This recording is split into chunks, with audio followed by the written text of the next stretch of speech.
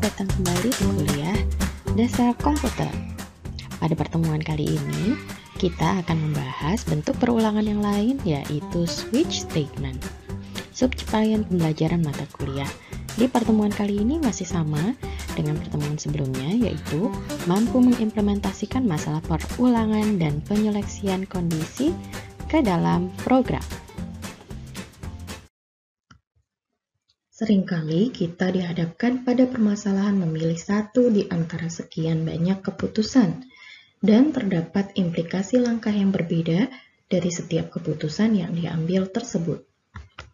Ini disebut pemilihan berganda atau multiple selection. Implementasinya ke dalam pemrograman dapat menggunakan nested if atau case. Jadi, di banyak bahasa pemrograman, implementasinya adalah seperti ini, jadi if ataupun case. Mari kita lihat Sudoku dari permasalahan menampilkan nama hari. Jika kita menggunakan nested if di sini, yang sudah kita pelajari sebelumnya, di sini ada if day, yaitu yang kita periksa kondisinya. Kemudian jika day-nya sama dengan 1, maka kita print Monday. Else, if day-nya sama dengan 2, kita print Tuesday, dan seterusnya. Dan jika inputnya bukan 1, 2, 3, sampai 7, maka yang akan di-print adalah invalid input. Nah, kemudian kita bisa lihat di sini ada pseudocode untuk case. Case, day of. Nah, di sini kita tulis jika 1, jika 2, jika 3, dan seterusnya sampai jika 7. Dan di sini kita juga bisa menambahkan default-nya, yaitu yang setara dengan statement else di sini. Di sini kita bisa menuliskan print invalid input. Ini adalah bentuk pseudocode-nya, bukan program dalam bahasa C-nya. Jika kita lihat sintaks di dalam bahasa C-nya untuk pseudocode case tadi, sintaksnya adalah switch case.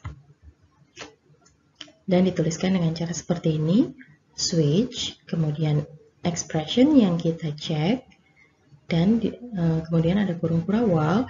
Di dalam kurung kurawal tersebut ada case-case yang ingin kita periksa. Jadi jika case expression sama dengan konstan 1, maka apa yang akan dilakukan? Dan jangan lupa untuk menuliskan statement break sebelum case yang berikutnya. Dan di akhir dari blok switch ini kita bisa menambahkan default-nya. Jadi jika case-case tadi tidak terpenuhi, maka default-nya apa yang akan dilakukan oleh program. Mari kita lihat implementasi programnya dari permasalahan case day tadi. Jadi di sini case day of. Di sini programnya menjadi switch day, yaitu variabel yang kita cek. Kemudian di sini ada case day sama dengan 1, case day sama dengan 2. Lalu kita tuliskan apa yang harus dilakukan di dalam setiap case-nya jika kondisi ini terpenuhi, jika day sama dengan 1. Jangan lupa di sini ditulis titik 2-nya, dan penulisan printf ini boleh Anda tuliskan di bawah tulisan case ya. Jadi ini tidak berpengaruh apakah mau ditulis di samping atau mau di bawah. Di sini saya menampilkan dituliskan di samping karena di sini hanya ada satu statement. Namun jika statementnya ada lebih dari satu, maka lebih baik Anda menuliskannya di bawah statement case. Bagaimana jika ada dua atau lebih kondisi yang akan menyebabkan tindakan yang diambil sama? Di sini kita juga tetap dapat menggunakan switch case, yaitu switch case yang digabungkan untuk beberapa kondisi seperti ini. Jadi di dalam case 1 dan juga case 2 di sini dilakukan hal yang sama. Jadi dengan cara case konstan 1.2 langsung kita masukkan case konstan 2.2. Begitu juga jika ada lebih dari 2 bisa ditambahkan saja di sini ya. di akhir dari statements kita akhiri dengan break, kemudian bisa dilanjutkan dengan case, konstan 3, konstan 4, dan seterusnya. Implementasi programnya bisa kita lihat di sini. Misalnya while grade tidak sama dengan Z, jadi di sini Z-nya adalah nilai sentinel.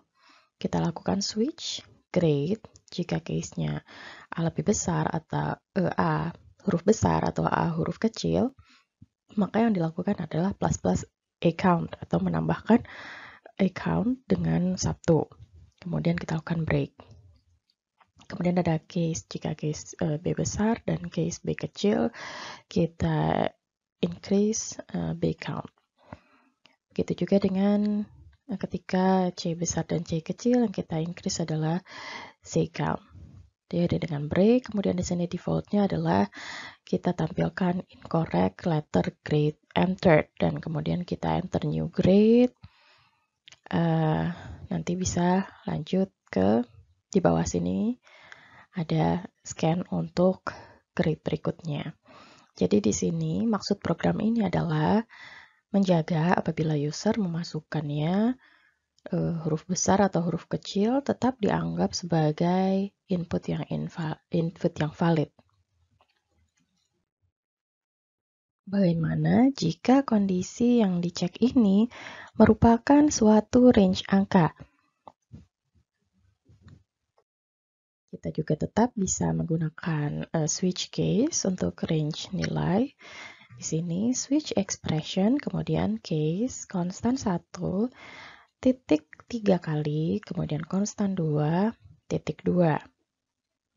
Kemudian kita masukkan statements-nya yang akan dilakukan apa, diakhiri dengan break.